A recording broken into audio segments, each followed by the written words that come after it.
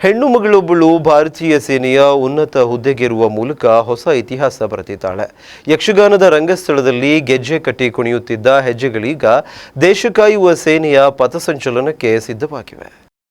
ಗಂಡು ಮಿಟ್ಟಿದ ಸ್ಥಳ ಎಂಬ ಖ್ಯಾತಿ ಪಡೆದ ಊರಿನಿಂದ ಹೆಣ್ಣು ಮಗಳೊಬ್ಬಳು ಭಾರತೀಯ ಸೇನೆಯ ಉನ್ನತ ಹುದ್ದೆಗೇರುವ ಮೂಲಕ ಹೊಸ ಇತಿಹಾಸ ಬರೆದಿದ್ದಾಳೆ. ಹೌದು, ಸ್ವಾತಂತ್ರ್ಯ ಸಂಗ್ರಾಮದಲ್ಲಿ ಕರ್ನಾಟಕದ ಬಾರ್ಡೋಲಿ ಎಂದೇ ಖ್ಯಾತಿ ಪಡೆದ ಅಂಕೋಲಾದ ಮಣ್ಣಿನ ಮಗಳೀಗ ಸೇನಾ ಅಧಿಕಾರಿಯಾಗಿ ಗಡಿ ಕಾಯಲು ಸಜ್ಜಾಗಿದ್ದಾಳೆ. ಯಕ್ಷಗಾನದ ರಂಗಸ್ಥಳದಲ್ಲಿ ಗೆಜ್ಜೆ ಕಟ್ಟಿ ಕುಣಿಯುತ್ತಿದ್ದ ಹೆಜ್ಜೆಗಳೀಗ ದೇಶ ಕಾಯುವ ಸೇನೆಯ ಪಥಸಂಚಲನಕ್ಕೆ ಸಿದ್ಧವಾಗಿದೆ. ಈ ಕೆಚ್ಚೆದೆಯ ಯುವತಿಯೇ ಬಾಸಗೂಡಿನ ಹೆಮ್ಮೆಯ ಪುತ್ರಿ ಪೃಥ್ವಿ ದೇವಾನಂದ್ ಗಾಂವ್ಕರ್. ಅಂಕೋಲಾ ತಾಲೂಕಿನ ಚೌಕದ ಹಳ್ಳಿಯ ಕೇಂದ್ರ ಸ್ಥಾನವಾದ ಬಾಸಕೋಡ್ ಮೊದಲಿನಿಂದಲೂ ಹೋರಾಟದ ನೆಲ. ಇದೇ ಮಣ್ಣಿನ ಸ್ವಾತಂತ್ರ್ಯ ಹೋರಾಟಗಾರ ಹಾಗೂ ಬಹುಮುಖಿ ವ್ಯಕ್ತಿತ್ವದ ಬೊಮ್ಮಯ್ಯ ರಾಕು ಗಾಂವ್ಕರ್ ಅವರ ಕುಟುಂಬದ ಕುಡಿಯಾಗಿರುವ ಪೃಥ್ವಿ ಇದೀಗ ಪ್ರತಿಷ್ಠಿತ ಎಸ್ಎಸ್ಪಿ ಸಂದರ್ಶನದಲ್ಲಿ ಯಶಸ್ವಿಯಾಗಿ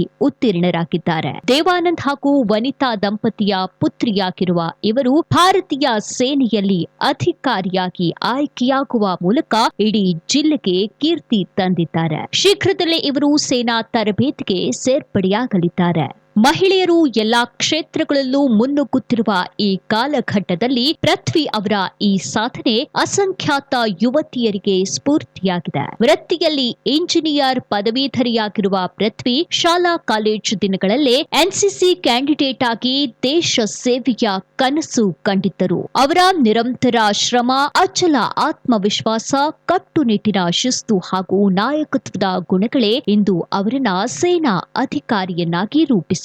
ವಿಶೇಷವೆಂದರೆ ಪೃಥ್ವಿ ಕೇವಲ ಓದು ಹಾಗೂ ಎನ್ಸಿಸಿಗೆ ಮಾತ್ರ ಸೀಮಿತವಾದವರಲ್ಲ. ಶಿಕ್ಷಣದ ಜೊತೆಗೆ ಅವರು ಅತ್ಯುತ್ತಮ ಯಕ್ಷಗಾನ ಕಲಾವಿದೆ ಕೂಡ ಹೌದು. ರಂಗಸ್ಥಳದ ಮೇಲೆ ಲವಲವಿಕೆಯಿಂದ ಹೆಜ್ಜೆ ಹಾಕುವ ಮೂಲಕ ಗಮನ ಸೆಳೆದಿದ್ದ ಈ ಯುವ ಪ್ರತಿಭೆ ಕ್ರೀಡೆ ಹಾಗೂ ಸಂಘಟನಾ ಕ್ಷೇತ್ರದಲ್ಲೂ ತಮ್ಮ ಸಾಮರ್ಥ್ಯವನ್ನ ಸಾಬೀತುಪಡಿಸಿದ್ದಾರೆ.